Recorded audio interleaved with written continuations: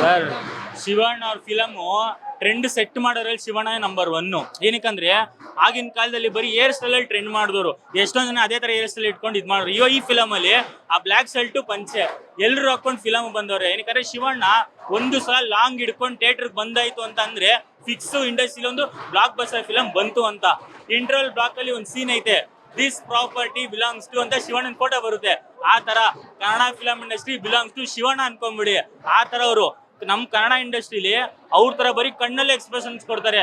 Mass ಆಗಿರ್ಬೋದು, ಒಂದು emotional scene ಆಗಿರ್ಬೋದು, ಮನ್ಸಿಗೆ ತಟ್ಟುವಂತ ಆಕ್ಟಿಂಗ್ ಮಾಡೋದು ನಮ್ ಶಿವಣ್ಣನೇ. ಇವಾಗ ನೋಡಿ ಓಮು, ಜೋಗಿ, ಮಫ್ತಿ ಇದೆಲ್ಲ ರಿಮೇಕ್ ಮಾಡಿದ್ರು ಬೇರೆ ಇಂಡಸ್ಟ್ರಿ ಅವರು.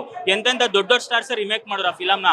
ಶಿವಣ್ಣನ ಆಕ್ಟಿಂಗ್ ಟೆಕ್ಸ್ ಮಾಡಕ್ಕಾಗಿಲ್ಲ. ಅವರೇ ಹೇಳ್ಬಿಟ್ರು ಶಿವಣ್ಣನ ತರ ಆಕ್ಟಿಂಗ್ ಎಲ್ಲ ನಮ್ ಕೈಲಿ ಮಾಡಕ್ಕಾಗಲ್ಲ, ಅವ್ರನ್ನ ಇಮಿಟೇಟ್ ಅಲ್ಲ, ಬೀಟು ನಮ್ ಕೈಲಿ ಮಾಡಕ್ಕಾಗಲ್ಲ, ನಮ್ಮಲ್ಲಿರೋ ಆಕ್ಟಿಂಗ್ ನಾವು ತೋರಿಸಿದ್ವಿ ಫಿಲಮ್ ನಲ್ಲಿ ಅಂತ ಹೇಳ್ಬಿಟ್ರು. ಆ ತರ ಶಿವಣ್ಣ ಅವರು.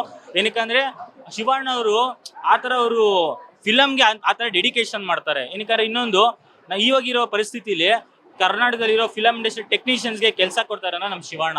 ನೋಡಿ ಥಿಯೇಟರ್ಗೆ ಜನ ಬರ್ತಲ್ಲ, ಕನ್ನಡ ಫಿಲಮ್ಸ್ ಜಾಸ್ತಿ ಬರ್ತಲ್ಲ, ಶಿವಣ್ಣ ಅವ್ರು ಒಂದ್ಸಲ ಬಂದು ಹೋಗ್ಬಿಟ್ರೆ ನೋಡಿ ಜನ ತುಂಬಾರೆ. ಅದು ಶಿವಣ್ಣನ ಕ್ರೇಜ್ ಅಂತ ಹೇಳಕ್ ಇಷ್ಟಪಡ್ತೀನಿ. ನಾವು ಹೇಳಕ್ ಇಷ್ಟಪಡ್ತೀನಿ, ನಮ್ಗೆ ಶಿವಣ್ಣ ಅವರು, ಪುನೀತ್ ಅವ್ರು ಆದ್ಮೇಲೆ ಶಿವಣ್ಣ ಅವ್ರು ತುಂಬಾ ಅಚ್ಚುಮೆಚ್ಚು ಅವರು.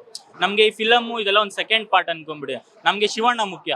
ಅವರು ಖುಷಿಯಾಗಿದ್ದು ಅವ್ರು ಆರೋಗ್ಯವಂತವ್ರು ಇರ್ಬೇಕು, ಅದ್ ನಮ್ ಖುಷಿ. ಅವರು 100 ವರ್ಷ ಆಗ್ಬೇಕಾದ್ರೆ ನಮ್ಗೆ ಫಿಲಂ ಭೈರತ್ರಣಗಳಿಗೆ ಸ್ಟಾಪ್ ಆಗ್ಬಿಡ್ಲಿ, ನಮ್ಗೆ ಅದ್ ಬೇಕಾಗಿಲ್ಲ. ನಮ್ಗೆ ಶಿವಣ್ಣ ಮುಖ್ಯ.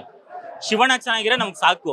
ನಾವು ರಾಜ್ಕುಮಾರ್ ಅವ್ರನ್ನ, ಅಪ್ಪು ಅವ್ರನ್ನ ಶಿವಣ್ಣನಲ್ಲಿ ಇವಾಗ ನೋಡ್ತಾ ಇದೀವಿ. ಶಿವಣ್ಣ ಚೆನ್ನಾಗಿರ್ಬೇಕು ಅಷ್ಟೇ ಹೇಳಕ್ ಇಷ್ಟಪಡ್ತೀನಿ. ನಾನ್ ತಾಳ್ಮೆ ಕಳ್ಕೊಂಡಾಗ್ಲೆಲ್ಲ ತುಂಬಾ ಜನ ತಳೆಗಳು ಕಳ್ಕೊಂಡ್ಬಿಟ್ಟವ್ರೆ.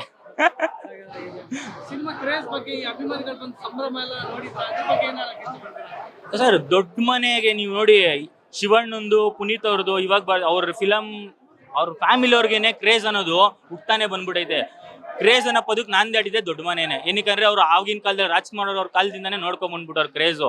ಇವ್ರ ಫಿಲಮ್, ಅವ್ರ ಮಾಸ್ ಫಿಲಮ್ ಎಲ್ಲ ಮಾಡಿದಾಗ್ಲೇ ನೀವು ಕ್ರೇಜ್ ಅನ್ನೋದು ಫಿಕ್ಸ್. ಅದು ಅವ್ರಿಗೆ ಇವಾಗಿಂದಲ್ಲ, 100-125 ಫಿಲಮ್ ಮಾಡೋರು ಅಂದ್ಮೇಲೆ ಆ ಕ್ರೇಜ್ ಇದ್ದೇ ಇರುತ್ತೆ. ಜನರು ನೋಡಿ, ಜೋಗಿ ಫಿಲಮು ಇಡೀ ಕರ್ನಾಟಕದಲ್ಲಿ ಮನೆ ಇವರೆಲ್ಲ ಬಂದು ಥಿಯೇಟರ್ ನೋಡಿರೋ ಫಿಲಮ್ ಅಂದ್ರೆ ಒಬ್ಬ ನಟಂಗೆ ಅದು ಶಿವಣ್ಣಂದು. ಆ ತರ ಎಲ್ಲರ ಮನ್ಸಲ್ಲೂ ಶಿವಣ್ಣ ಬೇರೆ ಊರ್ಬಿಟ್ಟು ಆಯ್ತು. ಅವ್ರ ಫಿಲಮ್ ಬಂತು ಅಂದ್ರೆ ಅದೊಂದು ಹಬ್ಬ ತರ.